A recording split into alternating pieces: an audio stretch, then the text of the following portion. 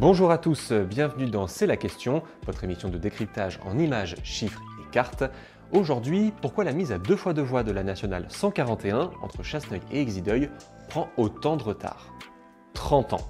Voilà 30 ans que la mise à 2x2 voies de la nationale 141 dans l'est de la Charente est sur la table des décideurs publics. Ce tronçon de 21 km devait être livré fin 2024 pour la section Roumazières-Exideuil et fin 2027 pour la partie Chasseneuil-Roumazières. Mais en quelques semaines, tout le calendrier a été bouleversé. Alors aujourd'hui, on en est où? D'abord, la section Roumazières-Exideuil. On parle ici d'un tronçon de 12,5 km qui doit être ouvert à la circulation à la fin 2024 après 6 années de travaux. Le chantier est quasiment terminé. Il ne reste que quelques travaux de terrassement, d'enrobé et de signalétique, ainsi que la restauration écologique de 7 sites. Bref, le calendrier devrait être tenu, ce qui est loin d'être le cas pour la portion Chasseneuil-Roumazières. Cette dernière section de 8,5 km était initialement prévue pour la fin 2027. Mais en février dernier, coup de théâtre, l'autorité environnementale, qui dépend du ministère de la Transition écologique, retoque les études menées par l'État.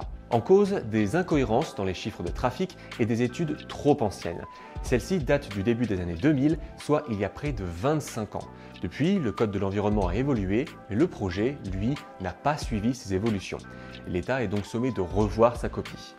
Cet avis ne remet pas en cause le projet et sa réalisation, mais il suppose, de la part de l'État, des réponses et des compléments d'études, dit l'autorité environnementale. Conséquence, l'ouverture de cette dernière section à 2x2 voies est repoussée à la fin 2028. Les nouvelles études devraient être terminées en septembre, le déboisement démarrer en 2024, ce qui ajoute à l'impatience des élus et des habitants. Et oui, en attendant l'épilogue de cette Arlésienne, la commune de Suaux va devenir le dernier goulot d'étranglement de la nationale 141 Est. 20 000 véhicules continueront de la traverser sur une route à double sens. Pour limiter les risques pour les habitants, un radar double sens, réglé à 50 km/h, sera installé et la route sera modifiée pour inciter les véhicules à ralentir.